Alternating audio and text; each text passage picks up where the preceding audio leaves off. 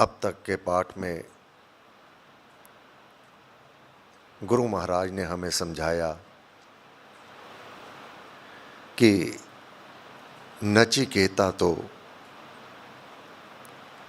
जन्म सिद्ध समाधि तथा प्रतिभा प्राप्त वह बालक था, जन्म सिद्ध समाधि में रहने वाला। जब उसने अपने पिता वाजश्वस को देखा कि उसने समर्थहीन गौओं को भी दान में दे दिया, तब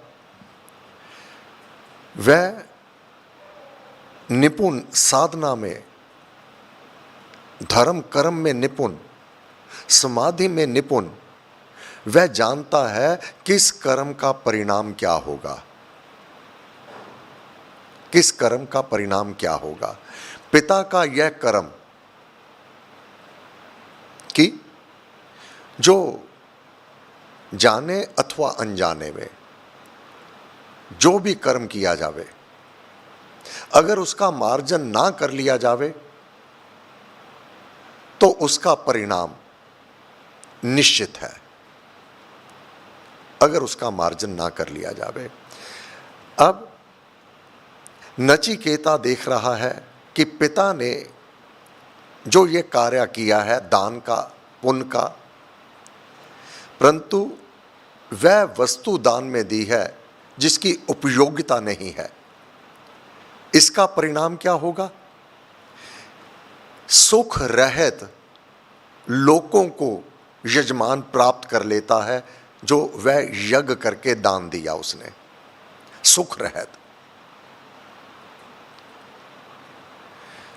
अब जहां पर सुख नहीं होगा उसके बदले में दुख होगा।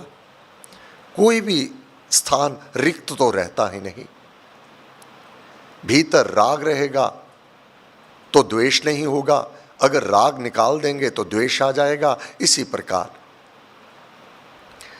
अगर जिस लोक में सुख नहीं है वहां दुख होगा। अब पुत्र नचिकेता जो इस तथ्य को जानता है,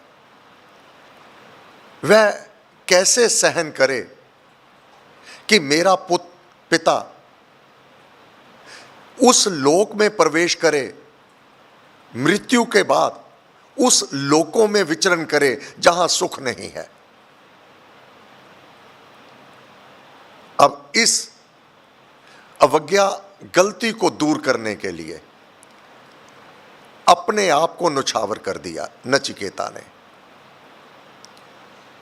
एक बार कहा पिता को कि योग्य वस्तु तो मैं हूं, मुझे आप किसको दान में दोगे? दोबारा तिवारा कहा, 2 बार 3 बार कहा। इसके पीछे नचिकेता का केवल यह भाव कि मेरा पिता किसी प्रकार भी दुखमय लोकों में प्रवेश ना करे, इसलिए उपयोगी वस्तु उससे दान करवा के, अपने आप को दान करवा के उसको आनंदमय लोकों की प्राप्ति करवा दो। विचार करना। श्री रामायण का पाठ किया है। भगवान श्री रामचंद्र जी महाराज ने जो महाराज दशरथ के वचन का पालन किया था, वचनबद्ध थे पिता। लक्ष्मण कह रहा है आपका अपराध क्या है, आप 14 वर्ष दंडक वन को क्यों जाएंगे? रघुनाथ जी ने श्री रामायण में अयोध्या कांड में वर्णन किया, दुख नरक से जो है त्राता, सो सज्जन शुभ पुत्र कहाता। जो दुख नरक से अपने पिता को त्राण करवाता है, उस नरक से रक्षा करता है जाने में। पूरा श्लोक। पिता क्या है? पुत्र पिता का सुखद सहारा। यह पुत्र रतन यूं ही नहीं प्राप्त होता। यह पुत्र पिता को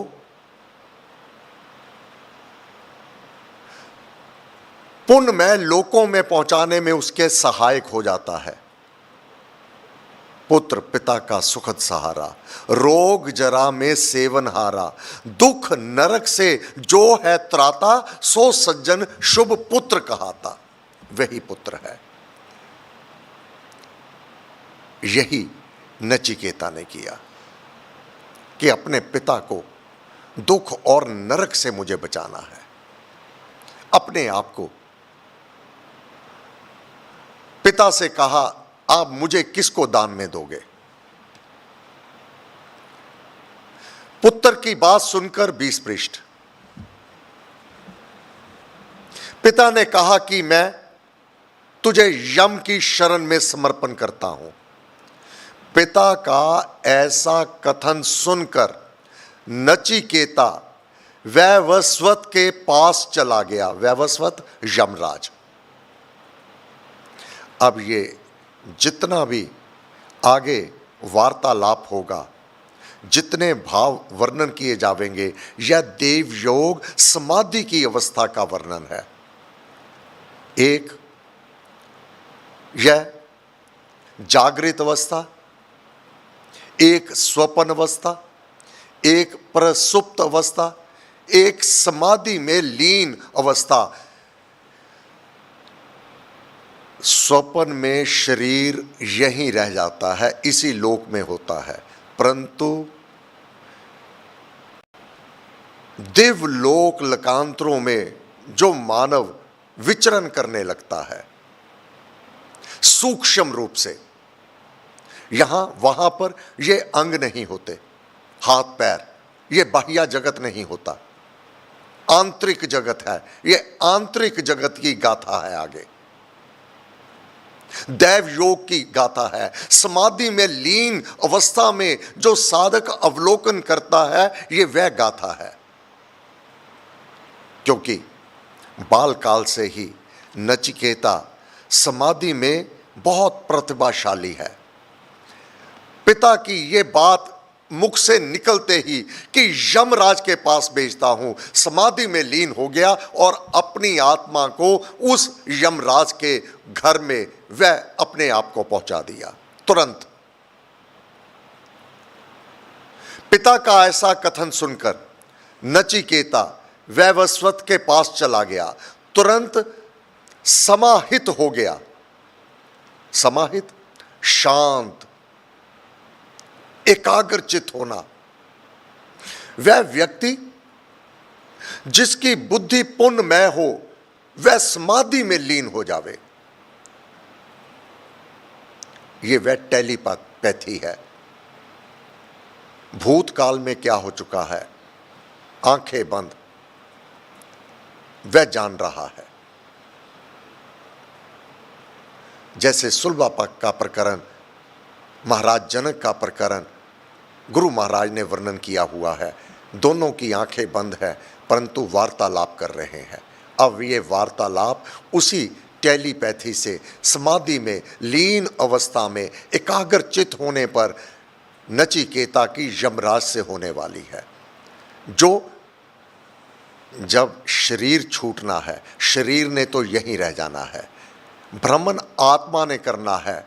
मानव इसी चोले में रहते हुए, इसी शरीर में रहते हुए आगे क्या होगा, अपनी आत्मा को, सूक्ष्म शरीर को लेकर इससे बाहर हो जाता है। जब शरीर छूटता है तो शरीर को तो जला दिया जाता है, ये हाथ पैर, ये मुख, ये मन बुद्धि तो साथ जाती नहीं, आत्मा जाती है। जैसे भाव दिए जाते हैं, वह आत्मा कैसे किस स्थान पर पहुंचेगी, किस प्रकार से उसका सामना होगा, यहीं पर समाधि में लीन अवस्था में पुण्यमय, जिसका पुण्यमय जीवन है, वह यही अवलोकन कर लेता है। अगला मार्ग वह यही देख लेता है। यही इस समय नचिकेता कर रहा है। पिता का ऐसा कथन सुनकर नचिकेता वैवस्वत के पास चला गया, तुरंत समाहित हो गया, समाधि में लीन। उस समय वैवस्वत घर पर नहीं था, यमराज घर पर नहीं था। नचिकेता का यम के पास जाना और यम का उसको उपदेश देना आदि सब समाहित, समाहित समाधि, एकाग्रचित, सब समाहित अवस्था में दैव भाव में घटी घटना है। समाधि की लीन अवस्था में यह सब गाथा होगी जिसका वर्णन गुरु महाराज कर रहे हैं। दैवी दशा में अब यहां स्पष्ट किया गुरु महाराज ने, यह दैवी दशा, बहिरंग चेतना, ये हाथ पांव, ये शरीर, ये बहिरंग चेतना है। दैवी दशा में बहिरंग चेतना से काम नहीं होता, बाह्य जगत से संबंध नहीं रहता। ऐसे महापुरुष हुए हैं जिन्होंने कहा मैं समाधि में जाने लगा हूं, महीनों मेरे शरीर में कोई भी किसी प्रकार का कंप नहीं होगा, कहीं इसको मृत देह समझ करके मेरी देह का अंतिम संस्कार ना कर देना, मैं वापस आऊंगा। परम पूज्य श्री स्वामी जी महाराज अपनी देह को यहीं पर छोड़ करके अपने प्राणों को, आत्मा को लेकर दिव्य लोकों में विचरण किया करते, और यहां तक हनुमान जी की शक्तियों युक्त परम पूज्य श्री स्वामी जी महाराज, परम पूज्य श्री प्रेम जी महाराज स्वयं शरीर भी चला जाया करते दिव्य लोकों में, दूसरे देशों में।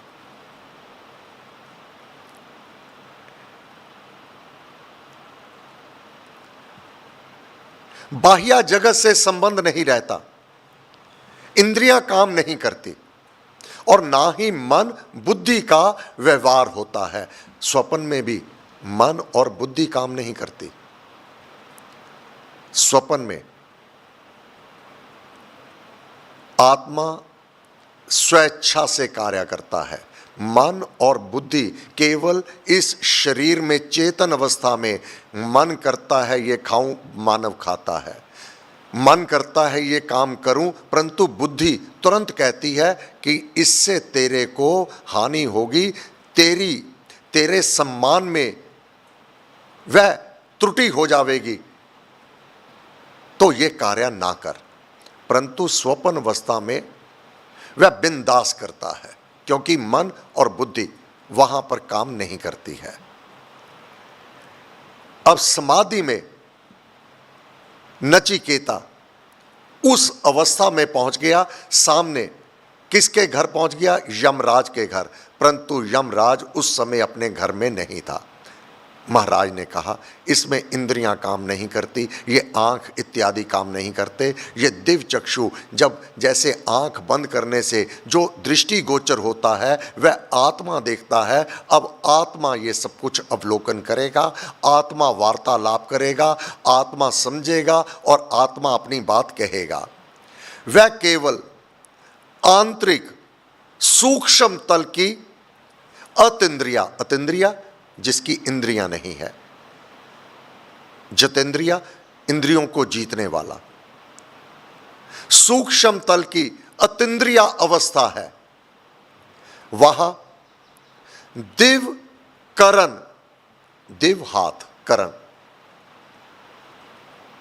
वहां दिव करण और दैव भाव ही काम किया करता है। उस अवस्था का स्वप्न से भेद इतना ही होता है कि उसमें सत ही सत प्रकट हुआ करता है। स्वप्न में तो वह पशु केवल जो चल सकते हैं वह भी आकाश में उड़ते हुए दिखाई दे सकते हैं। टैंक जो केवल इस धरती पर सतह पर चलते हैं वह टैंक भी उड़ते हुए दिखाई दे सकते हैं, जो सत्य नहीं होता। परंतु इस दैवी अवस्था में जो कुछ अवलोकन होगा जो कुछ भी दृष्टि गोचर होगा आत्मा को, वह सब कुछ सत्य होगा, वास्तविक होगा, वैसा ही हुआ करता है। स्वप्न अवस्था में और समाधि की स्थिर अवस्था में यह अंतर है, महाराज ने लिखा। इस लोकतर अवस्था को दिव्य तथा दैव समाधि कहा जा सकता है। दिव्य और दैव समाधि।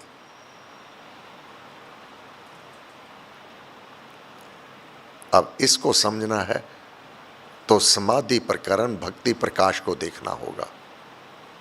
किस प्रकार से गुरु महाराज ने कहा है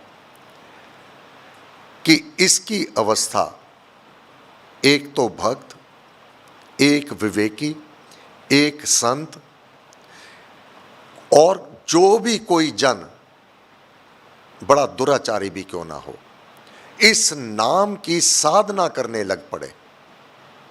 4 प्रकार की समाधि है। ये तो इससे भी आगे बढ़कर है, क्योंकि नाद समाधि तक समाप्त हो जाता है। तो ये नाद समाधि के बाद का वह दृश्यमान जगत है जिसको साधक 4 समाधियों को लांघकर इस समाधि में पहुंच जाता है। समाधि प्रकरण 94 पृष्ठ भक्ति प्रकाश में इसको आप देख सकते हैं।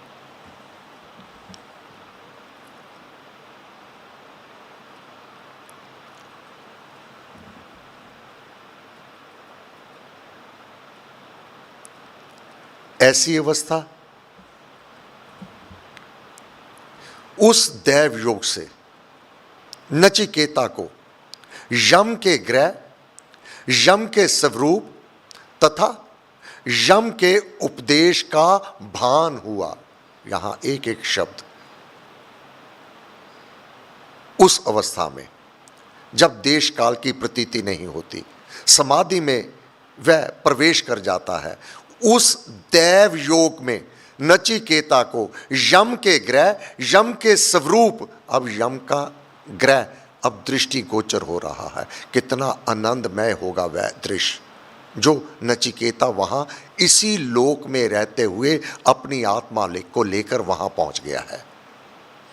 अब यम का स्वरूप भी उसे दिखाई देने लगा है, उसके भी दर्शन किए हैं तथा यम के उपदेश नाद सुनाई देगा। अब उसकी वाणी भी सुनाई देगी।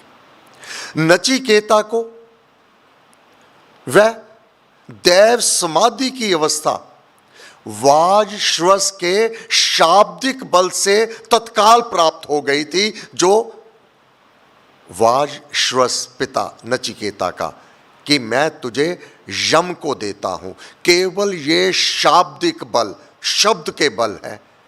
इसी बल से तुरंत तत्काल नचिकेता को यह अवस्था प्राप्त होगी, मैं तुझे यम को देता हूं, और उसकी आत्मा तुरंत यम धाम में पहुंच गई। समय पूरा हुआ। हे गुरुदेव, आपको बार बार नमस्कार नमस्कार नमस्कार। सर्वशक्ति मते परमात्मने श्री रामाय नमः। सर्वशक्ति मते परमात्मने श्री रामाय नमः। सर्वशक्ति मते परमात्मने श्री रामाय नमः। सर्वशक्ति मते परमात्मने श्री रामाय नमः। सर्वशक्ति मते परमात्मने श्री रामाय नमः। सर्वशक्ति मते परमात्मने श्री रामाय नमः। सर्वशक्ति मते परमात्मने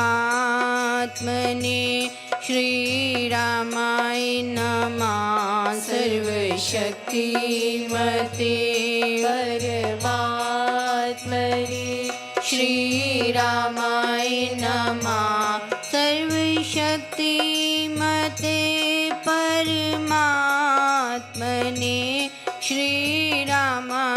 नमः सर्वशक्तिमते परमात्मने श्रीरामाय नमः सर्वशक्तिमते परमात्मने श्रीराम